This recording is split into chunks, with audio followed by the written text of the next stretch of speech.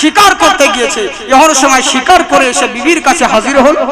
বিবি এসে বলতে আছেন, আচ্ছা বিবিকে বলতে, দেখো বিবি আমি শিকার করে এনেছি। তখন বিবি বলছে, বাহ, ওই শুধু জঙ্গলের পশুদের উপরেই মর্দানি দেখাও, আসল জায়গায় তোমার ক্ষমতা নেই। বলে এরকম কথা কেন বলছো? বলে আচ্ছা বলো তো দেখি, এই যুগে যার আব্বা মা নেই তার কি কোনো দাম নেই, তার কি কোনো মূল্য নেই? বলে কেন এরকম কথা কেন বলছো তুমি? বললে শোনো, আর তুমি বলবে না, কারণ তুমি তো গিয়েছিলে শিকার করতে।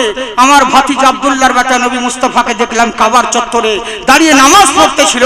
আবু জাহেল এসে তার গর্দানকে ধরে কাবার দেওয়ালে ঠুকে দিয়ে তার কপাল ফাটিয়ে দিয়েছে, রক্ত বের করে দিয়েছে। বলে তাই নাকি? বললে হ্যাঁ। সঙ্গে সঙ্গে আমির হামজা শিকারকে ফেলে দিয়ে দৌড়লো। আমি আবু জাহেল কোন জায়গায় আছে খুঁজতে লাগলো।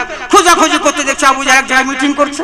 খপ করে তার মাথাকে কোনো কথা না বলে সোজা দেওয়ালে ঠুকতে লেগেছে, দেওয়ালে ঠুকে দিয়েছে। দেওয়ালে ঠুকে দেওয়ার পর ওর কপাল থেকে যখন রক্ত বের হতে লাগলো, আমির হামজা ছেড়ে দিয়ে নবী মুস্তাফার ঘরে হাজির হলেন। দেখছে আমার নবী মুস্তাফা উপর দিকে মাথা করে বসে রয়েছেন। মা খাদিজাতুল কুবরা রাদিয়াল্লাহু তাআলা আনহা নিজের ওড়না মুবারকটা তিনার কপালে বেঁধে দিয়ে উনি বসে আছেন। এখনো সময় হযরত আমির হামজা গিয়ে হাজির হলেন। বলে ভাতিজা চিন্তিত হয়ো না, টেনশন করতে হবে না, তুমি আনন্দ করো, আনন্দিত হও, তুমি খুশি হও। বলে এরকম কথা কেন বলছো চাচা? বলে এ ভাতিজা আজকে তোমার বদলা আমি নিয়ে নিয়েছি। বলে কেমন করে? বলে তোমার বদলা আমি নিয়ে নিয়েছি। তোমাকে যেইভাবে আবু জেহেল আঘাত করেছে ওই রকম আমিও তার কপাল ফাটিয়ে দিয়ে এসেছি। তুমি এখন আনন্দ করো। নবী মুস্তাফা আমার কান্নার স্বরে বলতে আছে, ও আমার চাচা জান, আমি তোমাকে খুশি দেখতে চাও। ওরে আবু জেহেলকে মেরে বদলা নিয়ে আমাকে খুশি করতে পারবে না। বলে ভাতিজা তাহলে তুমি খুশি হবে কিসে? বলে এসো, আমি যেই নবীর যেই দিনের কলমা আমি মানুষকে শোনাচ্ছি, তুমি আমার দিনে দাখিল হয়ে যাও, আমি তাহলে খুশি হব। আমির হামজা বললেন হাতটা বাড়াও। নবী মুস্তাফা হাত বাড়ালেন। নবী মুস্তাফার হস্ততে হস্ত মুবারক রেখে কালিমা তাইয়্যিবা লা ইলাহা ইল্লাল্লাহ মুহাম্মাদুর রাসূলুল্লাহ সাল্লাল্লাহু তাআলা আলাইহি ওয়াসাল্লাম কলমা পড়ে মুসলমান হলেন। ওই চাচা আমির হামজাকে ওই উহুদের যুদ্ধের ময়দানে ওয়াহাশী বল্ল মেরেছিল। তাই আমার নবী বলছেন, শোনো এই ওয়াহাশী, আজকের দিনে আমি তোমাকে ক্ষমা করে দিলাম, একটা শর্ত, তুমি আমার সম্মুখে কখনো আসবে না, কারণ তোমাকে দেখলে আমার চাচার কথা মনে পড়ে যাবে। তাই আমার সামনে তুমি কোনোদিন আসবে না। আজকের দিনে আমি তোমাকেও ক্ষমা করে দিলাম। এরই আগে বলছে, ওরে এমন নবী, এমন নবী, ওনার আখলাক এমন সুন্দর আছে, ওনার আদর্শ এমন সুন্দর আছে, ওনার আদর্শ যার মধ্যে থাকবে তারাই প্রকৃত মুসলমান হবে। তখন রাজার কর্মচারীরা বলছে, তুই টুপি বদলাতে পারিস, তুই সবকিছু পরিবর্তন করেছিস, তোর মুখে দাড়ি পর্যন্ত নেই, তোর শরীরে মুসলমানের লেবাস পর্যন্ত নেই, কিন্তু জেনে রাখ সবকিছু পরিবর্তন করেছি, নিজের আখলাক পরিবর্তন করিস নাই। যে ক্ষুধার্তকে অন্ন দান করাতে পারে, যে পিপাসিতকে পানি পান করাতে পারে, যার বাড়িতে চালের ফুটো হয়ে যায় যে ত্রিফলের ব্যবস্থা করে দিতে পারে, সে নবীর দিওয়ানা, মুসলমান ছাড়া অন্য কেউ হতে পারে না। বুঝলেন? এখান থেকে বলছিলাম, থাক আর বলছি না, ছেড়ে দিন, অনেক রাত হচ্ছে। বুঝলেন? আজকে আপনাদের সম্মুখে মানে কিছু কিছু বললাম এদিক সেদিক থেকে কথা, কারণ আমি বলতে যে পারবো এটা ভাবতে পারিনি। কারণ আমাকে ম্যাক্সিমাম 6 মাস, নাহলে 1 বছর, না হলে 6 মাস আমাকে মানে বলেছে যে রেস্ট নিতে, আর আমার বক্তব্য রাখাও যাবে না। বুঝলেন? তো আমি প্রোগ্রাম নিচ্ছি না, লোকে ভাবছে কেন নিচ্ছে না, কারণ অনেক সমস্যা। বুঝলেন? 3 স্টেজ, এগুলো বলার দরকার নেই, বলি।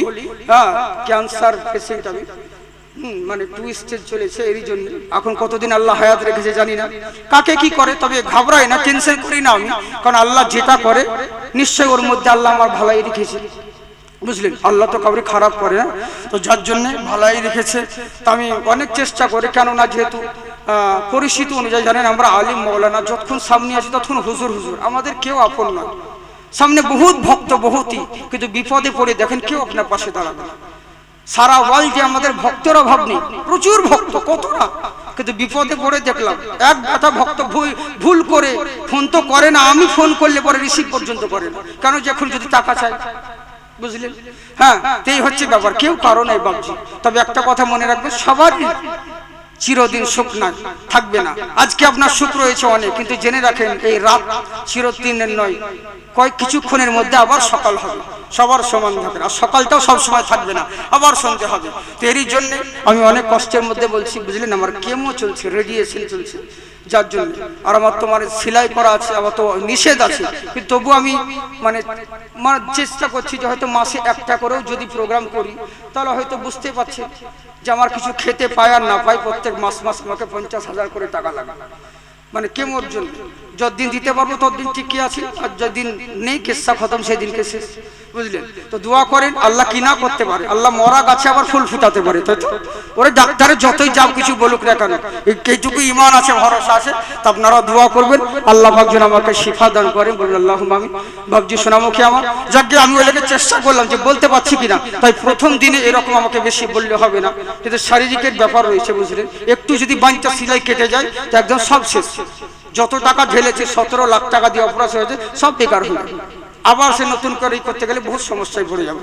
তো যার জন্য ইনশাআল্লাহ, তবে আমার কথা বুঝতে পারছেন কি আপনারা? আমি যতক্ষণ বললাম বুঝতে পারলেন? যদি বুঝতে পারেন তাহলে আমি কালকের দিন আসবো, আর নাহলে পরে আর আসবো না, আজকে শেষ, বুঝলেন তো?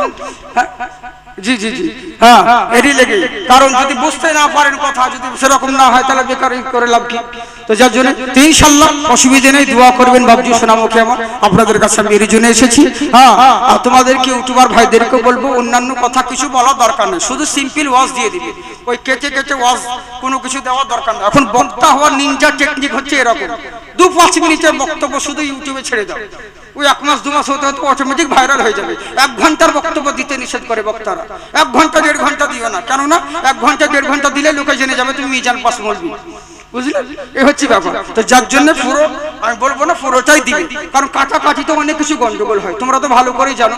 কালিয়াচক আমি জলসা করে একটা বক্তব্য রেখেছিলাম, কে আমার থাম্বনেল দিয়ে বলেছে জাকির চতুর্বেদী দেখো ঠাকুরের বাঁশ দিয়ে দিল, আমার হাতের বাঁশ দিয়ে থাম্বনেল করে দিয়েছে।